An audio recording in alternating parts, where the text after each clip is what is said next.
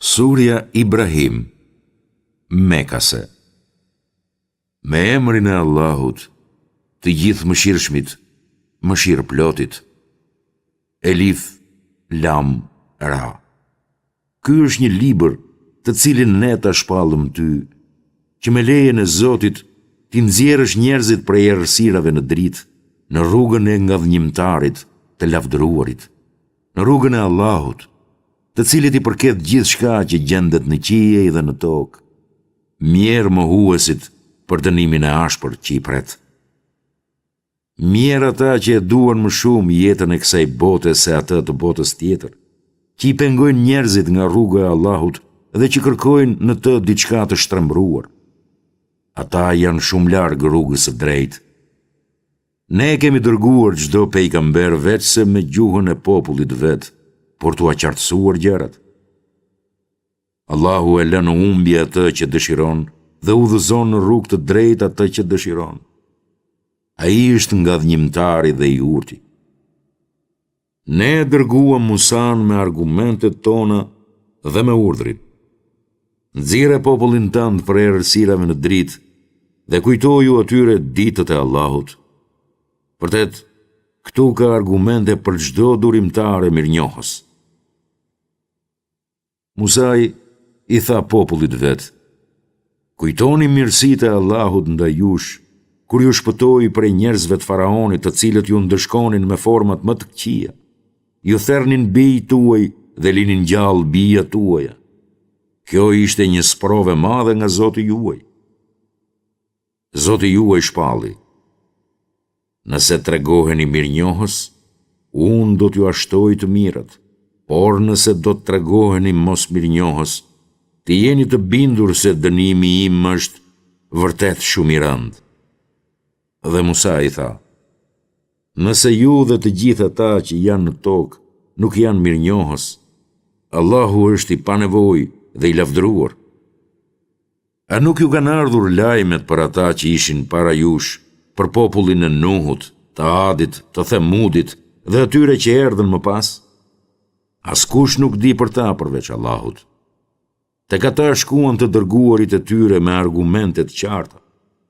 Por ata i vinin duart në gojë dhe u thoshin: ne mohojmë atë me të cilën jeni dërguar dhe dyshojmë shumë për atë ku na ftoni. Të dërguarit u thanë: e si mund keni dyshim për Allahun, krijuesin e qiejve dhe të tokës? Ai ju fton për t'ju falur gjunahet dhe ju jep afat deri në kohën e caktuar.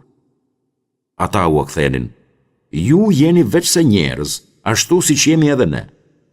Ju dëshironi të na largoni nga ata, zotat që adhuronin prindrit tanë. Atëherë na sillni ndonjë fakt të qartë. Të dërguarit u thanë: ne jemi veçse njerëz sikurse edhe ju, por Allahu i adhuron mirësin kujt të dojë nga robët e vet. Nuk na takon ne t'ju sjellim ndonjë argument, përveç se me dëshirën e Allahut. Vetëm Allahut le t'i mbështeten besimtarët. E përse të mos i mbështetemi Allahut, kur ai na ka udhëzuar në rrugën tonë? Ne kemi për t'i duruar mundimet që na bëni. Vetëm Allahut le t'i mbështeten vazhdimisht ata që kërkojnë mbështetje.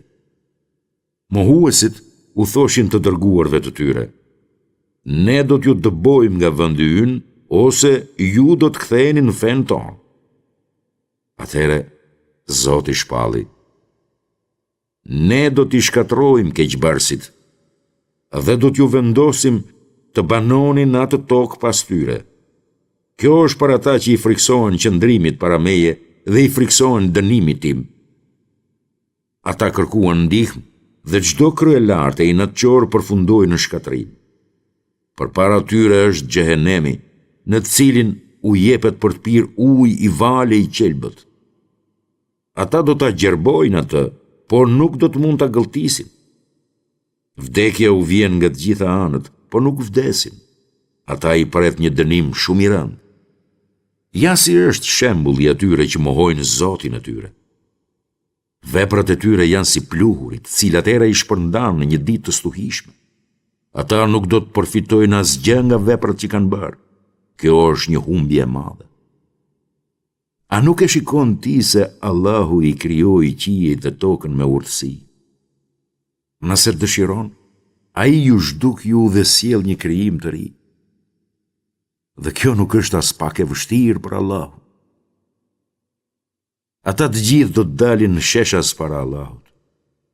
Atëherë në nështruarit do t'i thonë parisë tyre: ne ishim pasuesit tuaj. A mund të na e lehtësoni pak dënimin e Allahut? Ata do të përgjigjen: sikur ta kishim marrë udhëzimin e Allahut, ne do t'ju kishim udhëzuar edhe ju. Por tashmë është një lloj. Shprehim dëshpërim apo durojmë, për ne nuk kam rrugë për shpëtim. Kur gjithçka të jetë vendosur, shejtani do të thotë: që Allahu që ju kishte bërë premtimin e vërtet. Edhe unë ju premtova, por unë nuk e mbajta premtimin.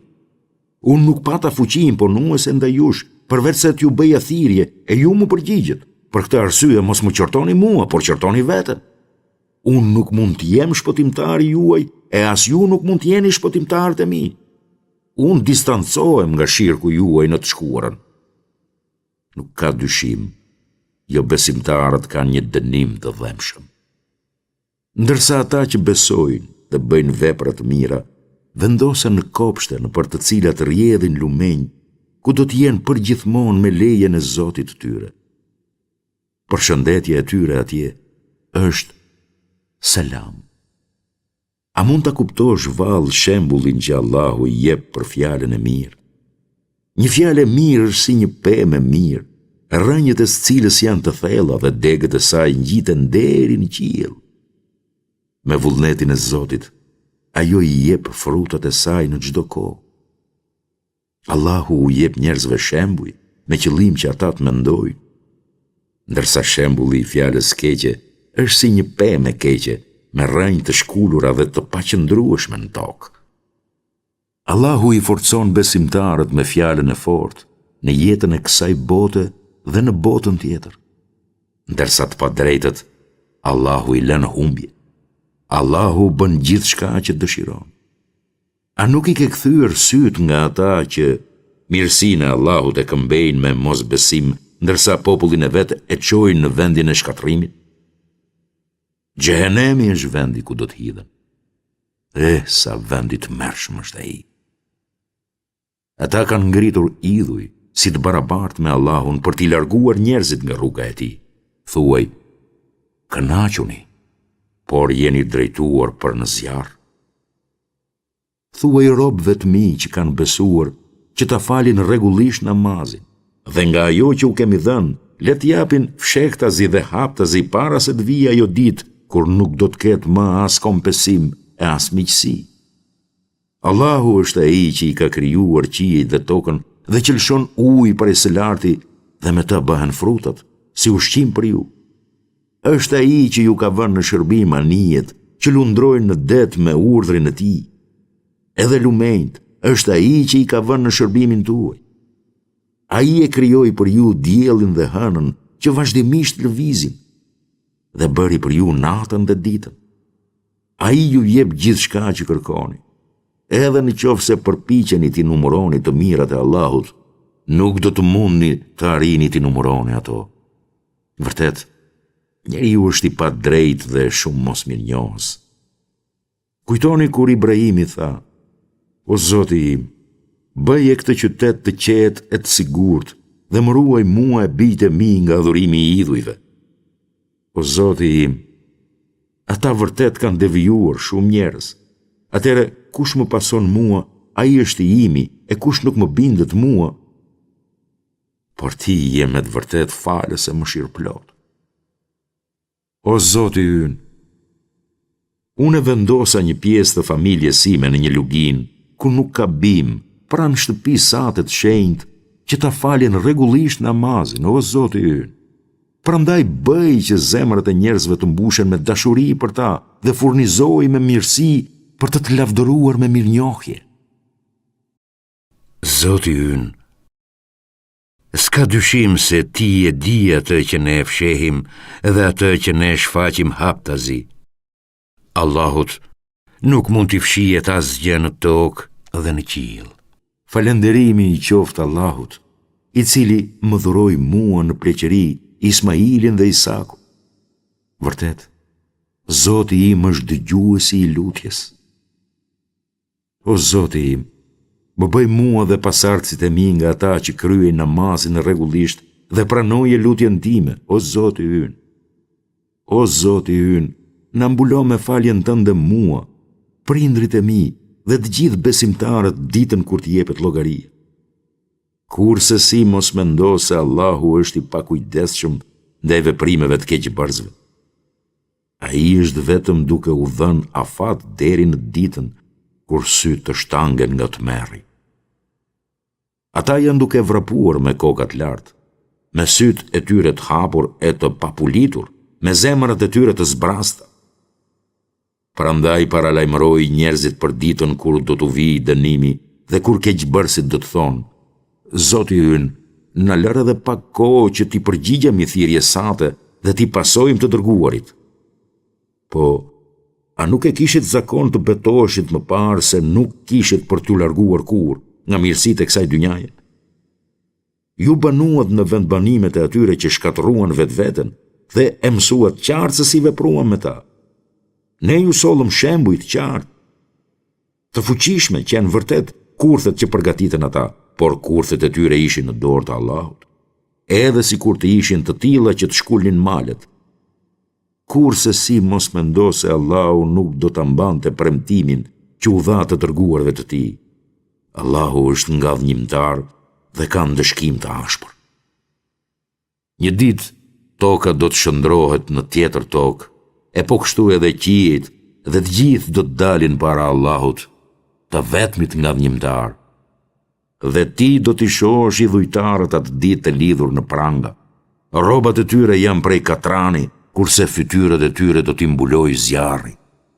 Kështu Allahu ka për ta shpërblyer çdo shpirt për gjithçka që ka bërë. Vërtet, Allahu është i shpejtë në llogari. Ky është një mesazh për njerëzit, që ata të marrin këshill dhe ta dinë mirë se ai është i vetmi i adhuruar, dhe që të nxjerrin mësim ata që kuptojnë.